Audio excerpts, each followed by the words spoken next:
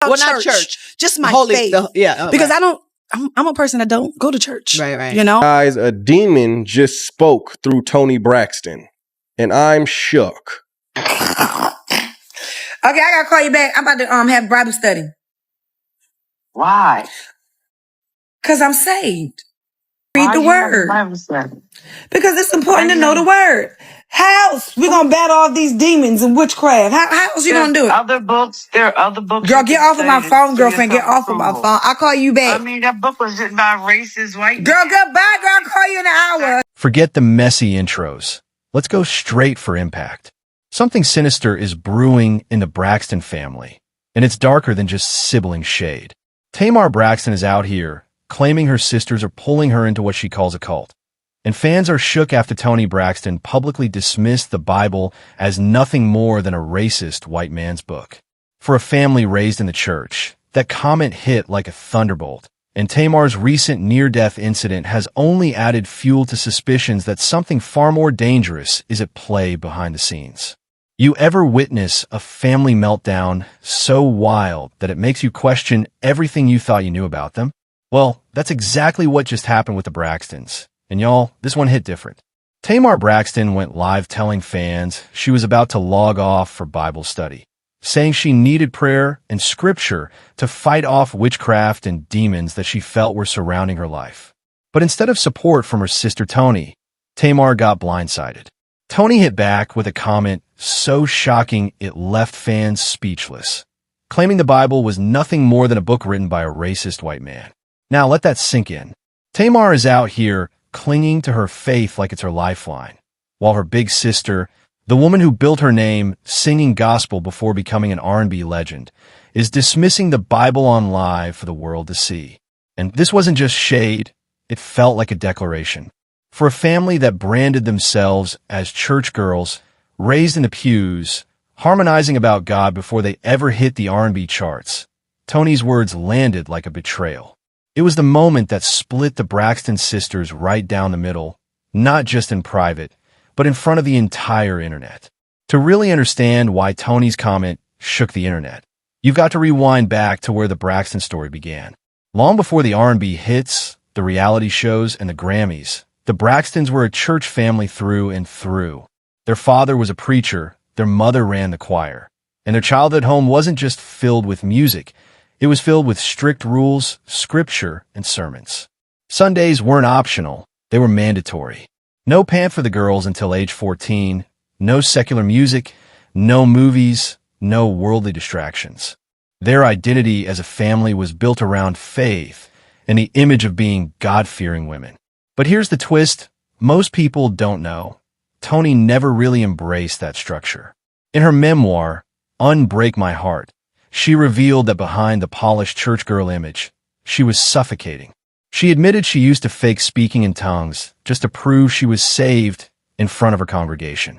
She confessed that the constant guilt, fear of punishment, and endless rules left her feeling trapped instead of free. Tony wrote about how she carried that resentment for years, even wondering if God punished her for choices she made as an adult. Like when she questioned if her son's autism diagnosis was divine retribution for her having an abortion. So when you fast forward to this viral moment, Tamar running to the Bible for comfort and Tony dismissing it as the words of racist white men, it wasn't random. It was decades of buried resentment spilling out in public. Tony wasn't just clapping back at her sister. She was pushing against the very system she's been rebelling against her whole life. And that's why fans saw this as way bigger than sibling shade. It was the collision of two lifelong paths. One sister clinging harder to God, the other pulling further away, and it all exploded in front of millions. Now here's where things get dark, because Tamar has not been shy about the forces she feels are working against her.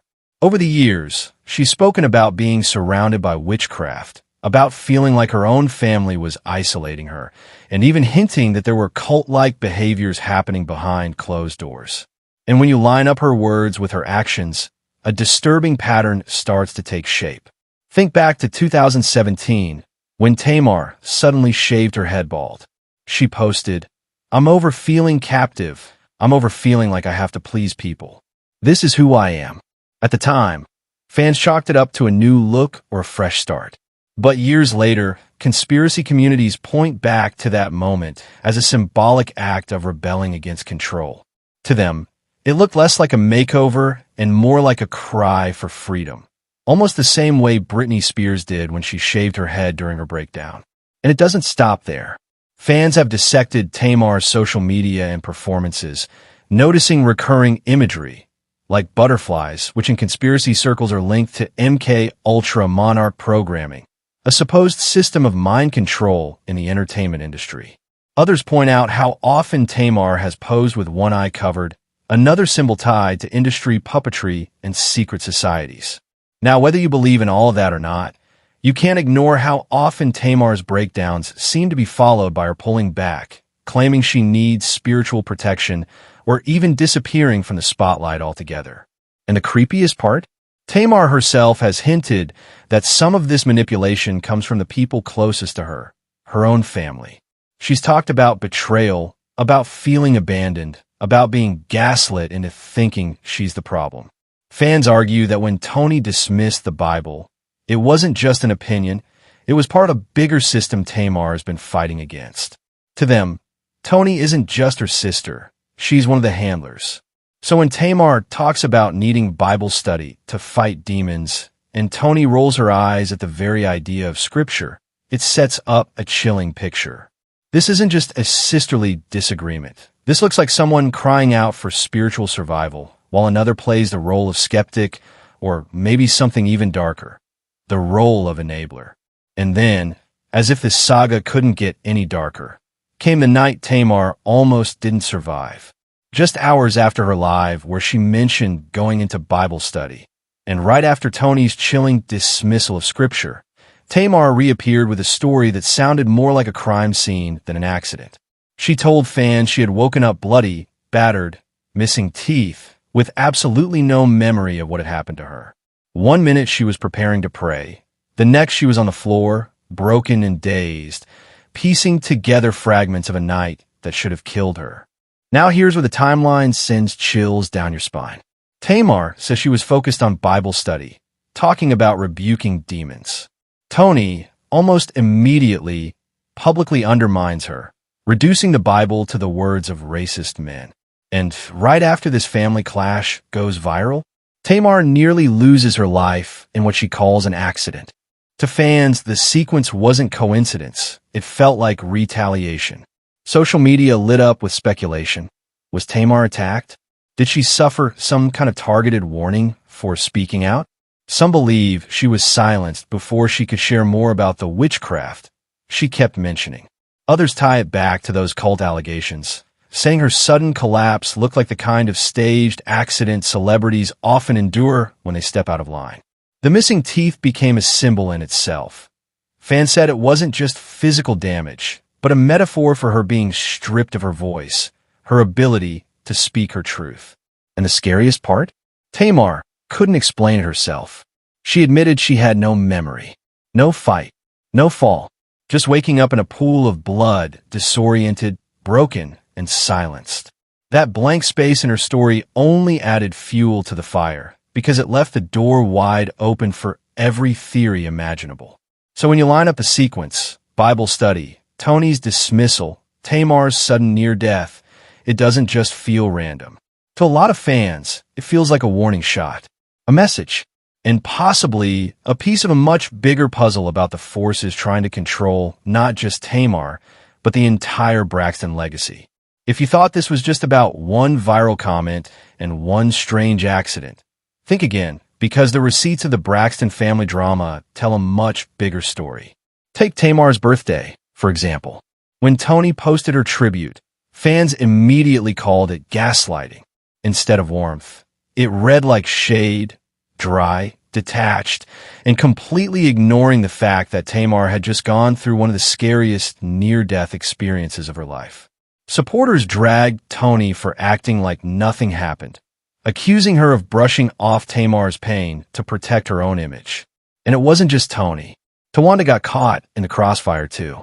Tamar has openly complained about how her sister picks and chooses when to contact her, staying silent during real crises, but popping up when cameras are rolling or business is involved.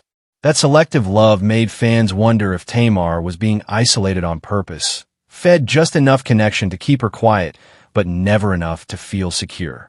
Even the family's reality shows have turned into a breeding ground for shade. Remember when Tamar accused her sisters of mocking her struggles instead of standing by her?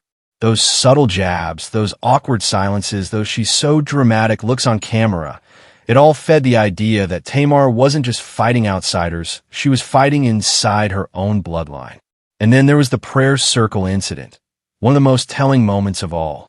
Tamar brought Krisian rock into a spiritual prayer moment, and instead of unity, it collapsed into chaos. Tony flat out refused to participate, standing off to the side, arms crossed, visibly irritated. For fans, that was the nail in the coffin. While Tamar was crying out for God's protection, her own sister couldn't even bow her head. To the internet, it wasn't just shade, it was symbolic sabotage. Stack all of this together, the birthday gaslighting, the selective sisterly contact, the reality TV, humiliation, and the disrupted prayer, and you get a chilling pattern. Every time Tamar tries to find light, someone close to her seems to dim it. And the person dimming it most often, according to fans, is Tony herself. When you zoom out, Tamar's struggles stop looking like isolated drama and start resembling a much bigger pattern we've seen across Hollywood. Britney Spears, shaved head, screaming for freedom while her own family signed her into a conservatorship. Kanye West, calling out handlers and industry control, then being branded unstable and silenced whenever he veered too close to uncomfortable truths. Even Miley Cyrus, who admitted to identity crises and industry-induced breakdowns, later describing herself as a puppet of the machine. What do all these stories have in common? Family, not just as support, but often as the very mechanism of control. Parents, siblings, managers, playing the dual role of caretaker and gatekeeper, blurring the line between love and ownership. And when you look at Tamar's story through that lens, Tony's dismissal of scripture, Tawanda's selective support, the gaslighting birthday messages, it suddenly feels less like petty sister drama and more like the textbook Hollywood playbook. Keep the star in chaos. Use family as buffers. Silence them through shame or dismissal. And if they rebel, remind them who really pulls the strings. But behind all the conspiracy talk, there's something deeply human here. Tamar isn't just some dramatic reality star or unstable diva. She's a woman who lost her sister Tracy far too soon. She's a daughter who grew up under the suffocating weight of church rules. And she's a mother who just wants peace, unity, and protection. When Tamar talks about demons, when she cries during prayers, when she lashes out on social media, it isn't just noise. It's grief. It's isolation. It's a desperate attempt to be heard in a family and an industry that seems to treat her pain as performance. And that's why people empathize with her. Because whether you believe in cults, MK Ultra, or spiritual warfare, one truth is undeniable. Tamar Braxton is grieving. She's hurting, and the people closest to her don't seem to be listening. At the end of the day, this isn't just about messy tweets, shady birthday posts, or reality show arguments. Tamar's story is starting to look like something much darker, something closer to survival. Because when you line it all up, the strict church upbringing, the rejection of faith, the cult whispers, the accident with no explanation, the sabotage prayer circle, the eerie family silence, it forms a chilling pattern we've seen before. Call it a cult, call it the Illuminati, call it toxic family control. Whatever name you give it, the playbook is the same. Break them down, isolate them, strip them of their voice, and then repackage their pain as entertainment. And Tamar knows it. That's why her most haunting words aren't in a song or an interview. They're in a single, cryptic message she's teased more than once. I can't wait till I can tell y'all everything. Those words hang in the air like a threat and a warning. Because if Tamar survives long enough to tell her truth, it might expose not just her family, but the entire machine behind them. So the question is, was Tamar's near-death experience just another chapter in a long cycle of bad luck? Or was it the ultimate setup, A punishment for daring to break the silence? Either way, one thing is clear. Tamar Braxton isn't just fighting for relevance. She's fighting for her life. So now we're left with the question that refuses to go away. Was Tamar Braxton's bloody, toothless wake-up call just a freak accident or the chilling result of a setup? Because depending on how you look at it, this isn't just family drama. It's a blueprint we've seen play out in Hollywood time and time again. The strict religious past, the rejection of faith, the cult whispers, the silence of loved ones, the sudden accidents, it all feels a little too familiar. And Tamar herself has basically confirmed that there's more going on than what the public sees. Her cryptic promise, "I can't wait till I can tell y'all everything," still hangs like a storm cloud over this entire saga. But until she speaks, all we have are the pieces. And it's up to us to put them together. So I'll leave it with you. Do you believe Tamar was simply unlucky, or was she silenced in the middle of exposing something bigger? Drop your thoughts in the comments, because the theories are only just getting started. And if you want me to dig deeper into the Braxtons, the cult rumors, or Tamar's unfinished story, make sure to like this video and subscribe so you don't miss the next drop. Because one thing's for sure, the truth is coming. The only question is, will Tamar survive long enough to tell it? And if you've made it this far into the story, then you already know we don't just break the tea, we spill it hot. So if you're rocking with me, make sure you hit that like button so the algorithm knows you're tuned in. Don't forget to subscribe to the channel and turn on that bell, because the next chapter in this saga might drop any second. And trust me, you don't want to be the last one to hear it. Drop your thoughts in the comments too. I want to know, do you think Angela will ever take Gotti back? Or is this a closed chapter? Either way, stay locked in, because the mic drops don't stop here.